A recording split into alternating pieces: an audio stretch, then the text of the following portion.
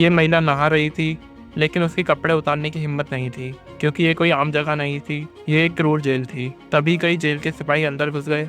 बाहर उसका साथी जैफरी तैयार खड़ा था कुछ गड़बड़ करने के लिए, ताकि उसे बचाया जा सके। मगर उसके पहले ही किसी ने उसका मुंह दबाया और पीछे से खींच लिया। अब वो कुछ नहीं कर सका, बस असहाय होकर देखता रह गया। भीतर महिला घबराई हुई थी। वो जानती थी कि इन दरिंदों से लड़ पाना मुमकिन नहीं है, लेकिन फिर भी उसने नाटक किया जैसे वो सहयोग कर रही हो। और जैसे ही एक सिपाही थोड़ा ढीला पड़ा, उसने एक जोरदार मुक्का मारा और भाग निकली। मगर बाथरूम से निकलते ही वो सीधा एक गार्ड की बाहों में जा गिरी। और ये गार्ड सबसे अलग था। उसने उसे चोट नहीं पहुंचाई, बल्कि उसे चुपचाप जाने दिया। बाहर जैफरी उसका इंतजार कर रहा था। दोनों एक दूसरे से भीगते हुए कांपते हुए लिपट गए, जैसे मौत को छूकर लौटे हों। मगर उन्हें यह अंदाजा नहीं था, असली डरावना खेल तो अब शुरू होने वाला था। ये सब कुछ तब शुरू हुआ जब उस महिला को इस जेल में ट्रांसफर किया गया। उसकी खूबसूरती ने जेल के गार्ड्स का ध्यान तुरंत खींचा। उनकी भेड़ियों सी नजरें उसे अंदर तक डरा गईं। तभी उनमें से एक धीरे धीरे उसकी ओर बढ़ा और एक पल में उसकी गर्दन में कोड़ा लपेटकर जमीन पर गिरा दिया। वो गिड़गिड़ाती रही, पर उसके सामने कोई दया नहीं थी। फिर एक बार जैफरी ने उसके रक्षा के लिए कदम उठाया,